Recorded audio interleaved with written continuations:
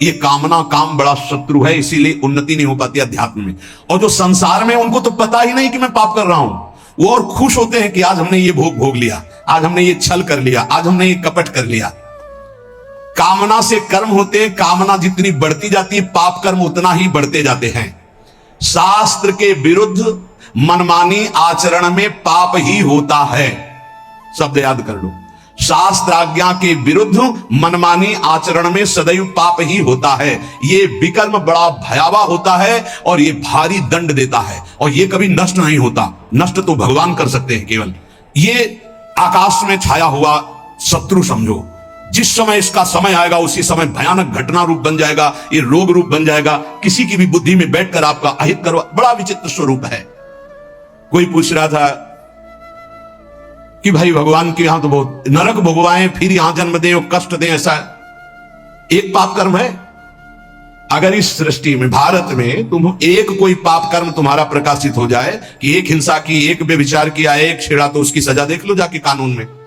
बोले 20 वर्ष की जेल और 1 लाख रुपया जुर्माना।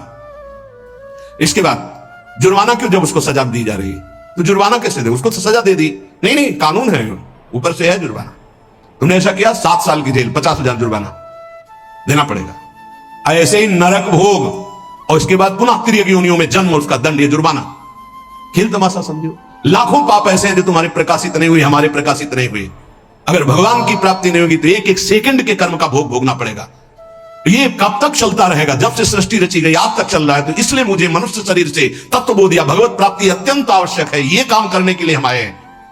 कर्मों को भोगना ही पड़ता है, चाहे जहां भाग के जाओ।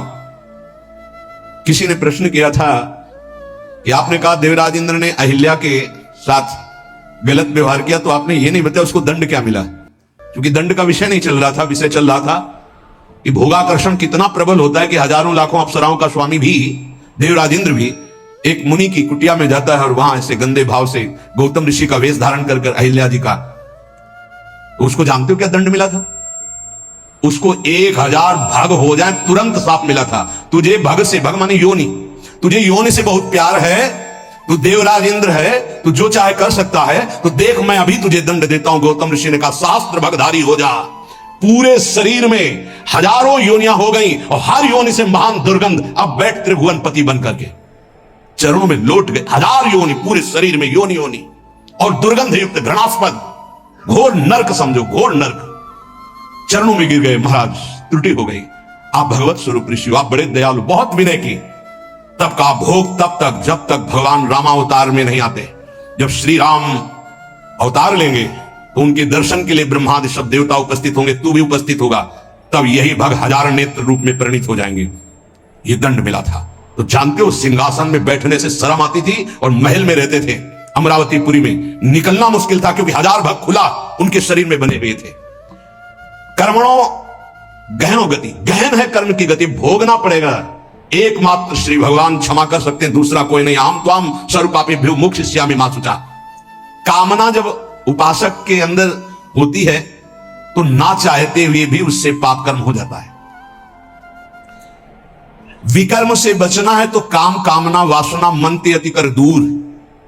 राधा राधा राधा, पर है बहुत कठिन, बहुत कठिन है। कामना के त्याग के बिना ये निषिद्ध कर्म, पाप कर्म, विकर्म, इससे बचा नहीं जा सकता। गहनो कर्मणों गति, कर्म की बड़ी गहन गति है। कौन सा कर्म बांधने वाला है, कौन सा कर्म मुक्त करने वाला है, इसका निर्णय करने में सब समर्थ नहीं है। जो भगवान में चित्त जुड़े हुए या स्वरूप बोध है, वही उन्हीं के द्वारा निर्णय माना जा सकता है। ये बड़े बड़े विद्वानों में भी गलती हो जाएगी निर्णय करने में। निर्णय में 2 ही समर्थ हैं, या तो भगवत प्रेमी महात्मा या ब्रह्मबोध संपन्न ब्रह्म ऋषि। कर्म क्या है समझ गए? कोई भी कर्म करने के पहले जो फल आकांक्षा से प्रेरित होकर शास्त्र सम्मत किया जाता है उसे कर्म कहते हैं। अकर्म क्या है? जो तत्वबोध प्राप्त महापुरुष हैं, निर्लिप्त हैं, ममता रहित है, आसक्ति रहित है, उनके द्वारा हुआ कर्म अकर्म हो जाता है, वो फल नहीं देगा, वो बांधने वाला नहीं। विकर्म क्या है? जो कामना बढ़ी हुई मनमानी पापाचरण है उसे विकर्म कहते हैं, और ये बहुत भयावह है, ये दुर्गति का कारण है, इसी से नाना प्रकार के दुख भोगने पड़ते हैं। श्री भगवान कह रहे हैं जो कामना से कर्म होते हैं वो कामना अधिक बढ़ जाने पर केवल पाप होने लगते हैं। जैसे धन की कामना से कर्म शुरू होते हैं, फिर धन की जब ज्यादा इच्छा हो जाती है तो बेईमानी, चोरी, हिंसा, छल कपट, इसके करने में कोई भय नहीं रह जाता।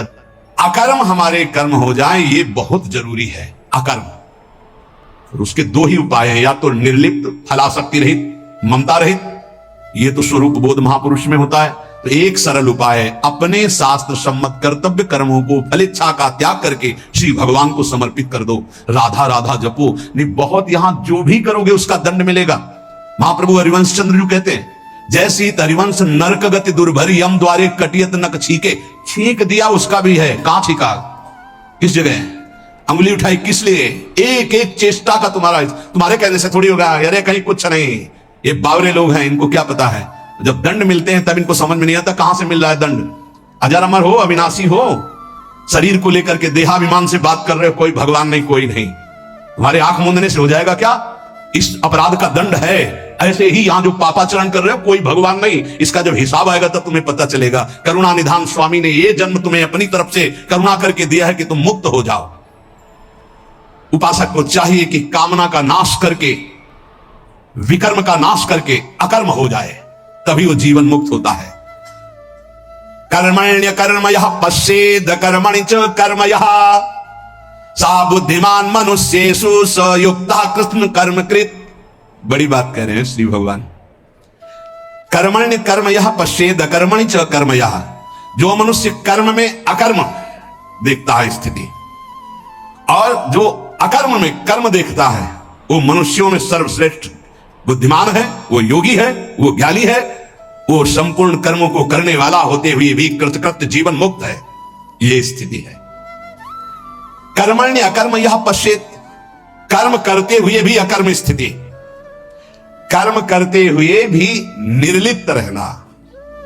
निर्लिप्तता एक बहुत बड़ी सिद्धि है। यहां जो भी कर्म होता है लिप्त होकर होता है। मानो आधी आपकी परिक्रमा हुई, चलो अब बैठ करके पद गाते हो गए, नहीं नहीं थोड़ा ही तो रह गया, पूरी हो जानी चाहिए। क्यों, कौन सा फल चाहिए, कौन सा फल चाहिए? नहीं, पूरी होने पर ही सिद्धि होती, फल प्राप्त होती। फल आगे रख लिया ना, लिप्त हो गए, लिप्त हो गए। ये इसी तरह सब शुभ से शुभ, बड़े से बड़े कर्म में निर्लिप्तता का मतलब है पूर्ण होना, ना होना, लाभ होना या हानि हो जाना, जय या पराजय, सुख या दुख, सुख दुखे समय कृत्वा लाभा लाभो जया जयो, ये निर्लिप्त स्थिति है। पूर्णता पूर्णता से मतलब कोई संकल्प नहीं, स्वाभाविक सहज ही। आगे इस श्लोक में इसका भी भगवान वर्णन करते हैं। पूरा हुआ कर्म या नहीं पूरा हुआ, फल अनुकूल आया या प्रतिकूल आया, आया या नहीं आया, इससे किसी से मतलब नहीं। निर्लिप्त शास्त्र सम्मत केवल कर्म बिना किसी संकल्प इच्छा के हो रहा है। यंत्रवत, अमुक कर्म मैं करता हूं, इस कर्म का फल ये होता है, ऐसा लक्ष्य रख करके जो भी कर्म किया जाता है वो उसे बांधता है। ध्यान दीजिए, यहां भगवान बहुत सावधानी की बात करें। अमुक कर्म मैं करता हूं, इस कर्म का ये फल है, ऐसी भावना रखकर जो भी कर्म किया जाता है बड़े से बड़ा, वो उसे बांधता है, ना कि मुक्त करता है। प्रत्येक कर्म का आरंभ और अंत होता है, शुरू और विश्राम होता है, इसलिए उसका फल आरंभ और अंत वाला होता है। परंतु हमारी जो दुख निवृत्ति होगी वो नित्य पद में होगी, जो निरंतर है, आनंदमय है, सच्चिदानंदमय है, वो अंत आदि वाला नहीं है। क्रियाएं सब आदि अंत वाली हैं, परिवर्तनशील हैं, उनके फल परिवर्तनशील है, पर जीव फल की इच्छा रख करके ही हर कार्य करता है। अंदर की बात है, बिना फल की इच्छा किए तुम कोई कार्य नहीं करोगे। आज ऐसा करते हैं, पहले फल आएगा उसका, इसका फल क्या होगा, ये चलो ऐसा करते हैं। इसलिए भगवान कहते हैं कर्मण्य कर्म यह पश्येत, जो कर्म करते हुए अकर्म कर दे, उसको फल देने लायक न रखे, तभी जीवन मुक्त होगा। क्या कर्म होगा? निर्लिप्त, अनासक्त, फल की इच्छा रहित। हो रहा है, हो गया तो जय जय, नहीं हुआ तो जय जय, में कोई फल थोड़ी चाहिए था। स्वाभाविक है, तो कितनी अखंड प्रसन्नता, परम विश्राम। लेकिन ये बात जब तक स्व का बोध नहीं है तब तक नहीं होगा। वो बहुत परेशान हो जाएगा, चिंतित हो जाएगा। फल की इच्छा ना रखने से नया राग उत्पन्न नहीं होता, नया राग उत्पन्न ना होने से वो बंधन मुक्त हो जाता है। ये कैसे समझ में आएगा? बहुत कठिन है ये समझ में आना। साधक सर्वथा वीतराग तभी होगा जब उसका नया राग उत्पन्न ना हो। वीतराग महापुरुष के सारे कर्म अकर्म हो जाते हैं। जीव का जन्म, जीव का मरण, जीव को भोग प्राप्ति कर्मों के अनुबंध से होता है, इसी कर्मों के बंधन से। जैसे किसी परिवार में बालक हुआ तो उसमें केवल बालक का ही कर्म नहीं है, पूरे परिवार का साथ में जुड़ा हुआ कर्म है। कोई उसकी मां बना, कोई पिता बना, कोई भाई बना, कोई मित्र बना, कोई पड़ोसी शत्रु पक्ष का भी है जिसकी जलन हुई कि लड़का हुआ है। ऋणानुबंध, उनमें सैकड़ों हजारों लाखों के कर्म बंधन उस बालक से जुड़े हुए हैं। किसी का वो ऋण चुकाने आया है और किसी से ऋण वसूल करने आया है, किसी का सुख भोगा तो सुख देने आया है और किसी का बदला लेने आया है। सैकड़ों अनुबंध हैं उसके, एक बार जन्म में सैकड़ों कर्मों के अनुबंध हैं। अनेक जन्मों में अनेक लोगों से किया हुआ कर्म उसको भोगना होता है। ये लेन देन का, दुख सुख का, जन्म मरण का व्यापार बहुत समय से चलता आ रहा है। इसको बंद करने का अवसर आ गया है।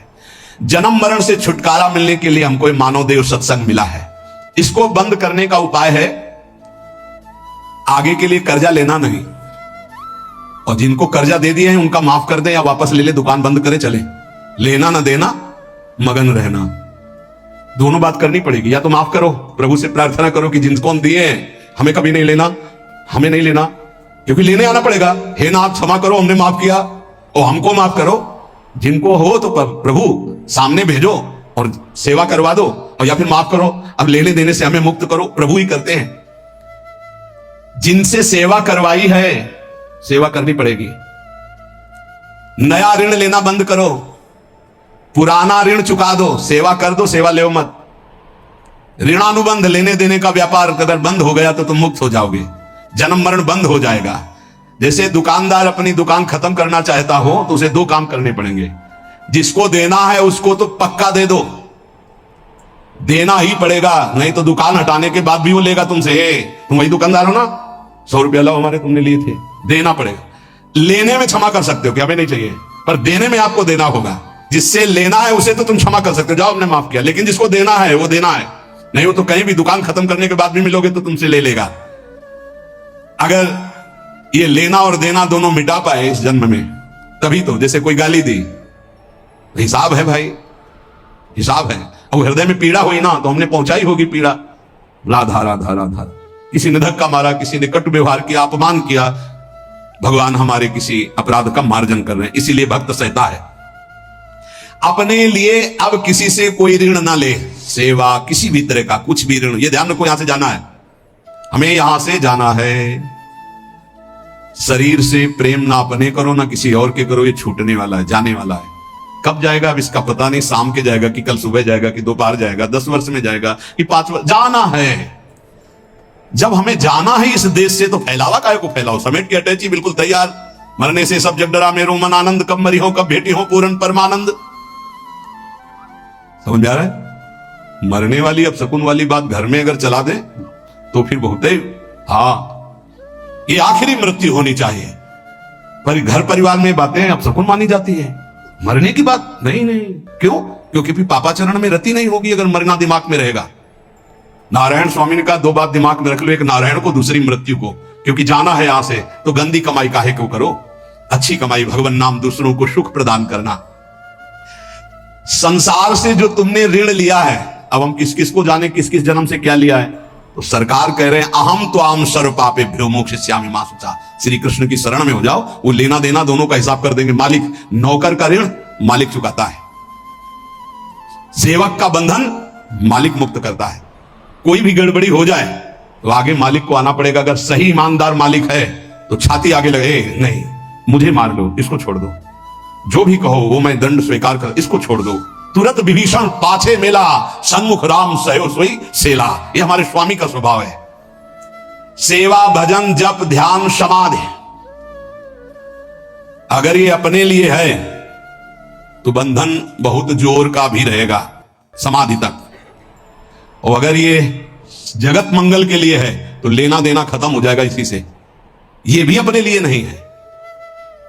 अब आप ये भी समझ लीजिए, कह रहे सेवा भजन जप ध्यान समाधि ये जगत जगदीश स्वरूप है, इनके लिए है। जो भजन कर रहा हूं, सर्वे भवंत सुखिना सर्वे संत निरामया, अगर इसका सुख मेरे लिए है तो फिर आओ यहां। अगर ये भगवान को समर्पित है, बहुत समझना है, बहुत समझना है। ये महापुरुषों के वचन हैं। कैसे आओगे? देवराज इंद्र, बड़े बड़े देवता, बड़ी बड़ी पदवियां, बड़े बड़े वैभव, ये सब साधन भजन करने वाले को तो मिले। मानो जो इसी देश के बड़े बड़े पदों में है, सब पुण्यात्मा है, इनका तप हुआ है। अब जो किया जाएगा वो आगे की फसल है, लेकिन पीछे की बहुत जोरदार फसल है। अगर मुक्त होना चाहते हो तो भजन भी अपने लिए नहीं है। तो दिहम वस्तु गोविंदम तो भ्रमेयो, लेना न देना मगन रहना, जीवन मुक्त हो गया। अब आपको लगेगा, जानते हो कैसे बात करते हैं? महाराज आज से एक माला आपके लिए कि आपका रोग ठीक हो जाए, 10 हमारी, एक माला सिर्फ आपको देंगे। इष्ट और गुरु को एक माला, 10 माला मेरी नहीं भैया, मेरा अस्तित्व नहीं, अब जो कुछ हो रहा है सब आपके लिए है। आप जीवन मुक्त हो गए। ये बड़ा सूक्ष्म विषय है, बड़ा सूक्ष्म विषय। जीवन मुक्त होने के लिए आना ना जाना, सेवा भजन जप ध्यान समाधि, ये केवल संसार के हित के लिए है। माला के घुमाए, इतना कष्ट सहकर माला घुमा रहे हो, करे दूसरों के मंगल के लिए। यही है लेना ना देना मगन रहना, इसी से सब कर्जा मिट जाएंगे। भजन करने से सबके कर्जे निपट जाएंगे, जन्म जन्मांतर के जो है। नहीं कहां तक देंगे हम? कोई पीट रहा है, किसी को पीट रहे, सब हिसाब किताब हो रहे, कभी गर्भई में नष्ट हो गए, कभी जवानी में, कभी ये, कितना प्रपंच है। जब तक किसी के भी साथ संबंध रहेगा तो इस प्रकृति में आना पड़ेगा। एक और ऊंची बात है कि अब मैं भजन करता नहीं, मेरा राम भजन करते हैं। ये अब मतलब संतों की बात को कोई समझ पाए बड़ा कठिन होता है। लेकिन तुम ना ले आना ये बात अभी से कि हाँ हम तो भजन नहीं करते, श्री जी हमारा भजन करते हैं। वो बहुत ऊंची स्थिति की बात, जीवन मुक्त महापुरुषों की बात। भला ये बात पचेगी कि आज से जितने माला करेंगे, पाठ करेंगे, भजन करेंगे, सब अड़ोस पड़ोस में बट जाएगा, तुम्हारे लिए नहीं रहेगा। कोई हम क्यों जाए फिर बाड़ी पाठ में, हम क्यों माला चलाएं? इतनी परेशानी होकर माला चला तो मेरे लिए लइए। इसका मतलब समझते हो? इसका गूढ़ मतलब है, एक माला जपा और कह दिया कि सबका मंगल हो, तो सबके मंगल का जो फल है वो आपको भगवत प्राप्ति करा दिया। समझ रहे हो? ये आंतरिक रहस्य है संतों का। 1 रुपया फेंको और 1 अरब रुपया एक साथ फायदा ले लो। फायदा हुआ कि नहीं हुआ? अगर 1 रुपये में 1 अरब, तो भारत में तो जनसंख्या कितनी है? 140 करोड़ है। ये तो केवल मनुष्यों की हुई। और दीमक की कितनी जनसंख्या है? पशु पक्षियों की, चींटी की, कितने जीव हैं? सर्वे भवन्तु सुखिनः। भजन किया, साधना हुई, सर्वे भवन्तु सुखिनः, तो सबका कृपा प्रसाद मिला और वो भगवान को प्राप्त हो गया। समझ रहे? भगवत प्राप्ति, सबका कृपा प्रसाद मिला। भूल चूक से लेन देन जिसके साथ हो चराचर जगत में, सबका खत्म। क्योंकि भगवान नाम जप करके सर्वे भवन्तु सुखिनः, हम अपना भजन सबको देते हैं। तो उससे क्या हुआ? सबके हृदय में बैठे हुए मेरे आराध्य देव राधा वल्लभ लाल जी मुस्कुरा दिए, हमारा काम हो गया। अब समझ में आई बात? अगर ये ना कहें, कह दे कि संसार के लिए भजन करो, इतना कठिन काम भजन हम दूसरों के लिए करें, अपने कल्याण के लिए करेंगे। अपना कल्याण तभी होगा जब सबसे लेना देना खत्म हो जाएगा, और वो तभी होगा जब सबके लिए हम भजन करेंगे। पता नहीं हमारा किससे क्या संबंध, का किस जन्म का कौन सा ऋणानुबंध है। तो सर्वे भवन्तु सुखिनः, सर्वे सन्तु निरामया, सबसे मुक्त हो गए और भगवत प्राप्त हो गए। ये बड़ा सूक्ष्म विषय है। जो अकर्मणि चा कर्मयः, पहला बताया कर्म करते हुए अकर्म, हमारा कोई फल की आकांक्षा नहीं। जो सत्कर्म हो रहे हैं सबका मंगल हो, अकर्म ही है वो उसे फल नहीं दे पाएंगे, उसे बांध नहीं पाएंगे। अब यहां कह रहे हैं अकर्मणि च कर्मयः, कोई कर्म नहीं कर रहा पर उसमें कर्म देख रहा है। वो निर्लिप्त महापुरुष कोई कर्म नहीं कर रहा लेकिन उसका मंगल हो रहा है पूरी जगत का। उससे वो जहां से निकल रहा है, उसका जो दर्शन कर रहे हैं, जो वायु स्पर्श कर रही, जो संभाषण हो रहा है, जिसका पानी पी ले रहा है, जिसका भोजन पा ले रहा है, सबका मंगल हो रहा है। वो कोई मंगल का संकल्प नहीं कर रहा लेकिन सबका मंगल हो रहा है। जैसे सुगंधित वायु बिना प्रयास के सबकी घ्राणेंद्रिय को सुख पहुंचाती है। संसार में कोई कार्य करने के लिए प्रवृत्त होता है तो उसके सामने 2 बातें होती, करना और ना करना, प्रवृत्ति और निवृत्ति। जो महापुरुष होते हैं ना प्रवृत्ति होती है ना निवृत्ति होती है। अब वो बड़ी ऊंची स्थिति है। ऐसे महापुरुष अकर्म में भी कर्म देखते हैं और कर्म में भी अकर्म देखते हैं, अर्थात निर्लिप्त रहते हैं। नैव तस्य कृते नार्थो ना कृते नेह कश्चन, कोई भी प्रयोजन नहीं होता पर स्वाभाविक जगत मंगल उनके द्वारा होता रहता है। जब तक कोई भी प्रकृति से संबंध रखेगा मुक्त नहीं हो सकता। ये सब प्रकृति है, स्थूल सूक्ष्म कारण, तीनों लोग, चराचर जगत। उब गए होगे सुन के? अब देखो जरा विचार, आश्रय कितना मीठा है ना। ये है कठिनता, तभी कहा गया मुक्त होना कोई खिलवाड़ है, पर एक सांकरी गली है, आ जाओ, बिल्कुल नजदीक है हमारे भाई श्यामाजू को राज, वो सब ठीक कर देंगे। बहुत करुणामयी है लाडली जो, जरा सा जहां मुस्कुराकर प्रीतम की तरफ देखा, कहा आने दो, पास हो जाएंगे। तो अब तो हमें भरोसा हो जाना चाहिए कि हमें कहा कि आने दो नहीं, हमें तो पास करवा दिया, बुला लिया, वृंदावन आ गए, श्री जी का जस सुन रहे हैं, श्री जी इतना कठिन है, देख लो एक योग का वर्णन हो रहा, कितना कठिन है। प्रकृति की रचना से किंचन मात्र संबंध नहीं रखना, और यहां इसी में लगे हुए हैं, केवल इसी में, प्रकृति के ही पोषण में लगे हुए हैं, बड़ा कठिन। परमार्थ की उन्नति को नहीं जानता, प्रकृति की उन्नति को जानता है। प्रकृति से किंचन मात्र संबंध न रहना, यह परमार्थ की उन्नति है, अंदर की बात। इसीलिए अध्यात्म बड़ा सूक्ष्म है, ना प्रवृत्ति ना निवृत्ति, ऐसी स्थिति वो महापुरुष अकर्म में भी कर्म और कर्म में भी अकर्म स्थिति देखता है। चलना फिरना, खाना पीना, स्थूल शरीर की क्रियाएं, एकांत में रहना, चिंतन करना, ध्यान लगाना, सूक्ष्म शरीर की क्रियाएं, और समाधि लगाना, कारण शरीर की क्रियाएं, ये तीनों क्रियाएं मेरी नहीं है, निर्लिप्त। ये स्थिति उस महापुरुष के द्वारा सारे कर्म अकर्म होते हैं। इसीलिए योगस्था कुरु कर्माणि, सब बुद्धिमान मनुष्येषु, वही बुद्धिमान है जो कर्म में अकर्म और अकर्म में कर्म को देखता है। सायुक्तः, जो सिद्धि असिद्धि में, जय विजय में, लाभ हानि में, सुख दुख में समान रहता है, वो भगवत प्राप्त महापुरुष होता है। परंतु जब तक कुछ पाना शेष है, तब तक आना और जाना भी शेष है। शब्द ध्यान कीजिए, जब तक कुछ पाना शेष है, तब तक आना और जाना शेष है, और जब कुछ पाने की इच्छा नहीं रखती है अंदर वृत्ति कोई बुद्धि, तो वो जीवन मुक्त अवस्था को प्राप्त होती है। नाशवान शरीर से संबंध रखने वाला पाने की इच्छा रखता ही है। जब शरीर संबंध छूट जाता है, तब परमात्मा की प्राप्ति होती है। करना, जानना और पाना, ये तीनों बातें सिद्ध पुरुष में नहीं होती। करना, जानना और पाना, ये तीन बातें सिद्ध पुरुष में नहीं होती, उसे ही जीवन मुक्त महापुरुष होता। ना कुछ करना बाकी है, ना कुछ जानना बाकी है, ना कुछ पाना बाकी है, वो इस अशुभ संसार से मुक्त हो जाता है। यस्य सर्वे समारंभा काम संकल्प वर्जिताः ज्ञानाग्निदग्ध कर्माणं तमाहु पंडितम बुधाः। भगवान इस श्लोक में वर्णन करते हैं कि जिसका बिना किसी संकल्प के, कामना के, बिना किसी कामना के संपूर्ण कर्म हो रहे हैं, वो कर्म ज्ञान रूपी अग्नि में जलकर भस्म हो जाते हैं, वही जीवन मुक्त, वही पंडित, वही बुद्धिमान। तो एक ज्ञान अग्नि है और एक प्रेमाग्नि है। तो अगर ज्ञान समझ में ना रहा हो तो बस इतना समझ लो कि हर कर्म भगवान को अर्पित कर दोगे, वो तुम्हें बांध नहीं पाएगा। बड़ी चतुरता की बात है, पर माया भुला देगी, अर्पण करवाना भुला देगी।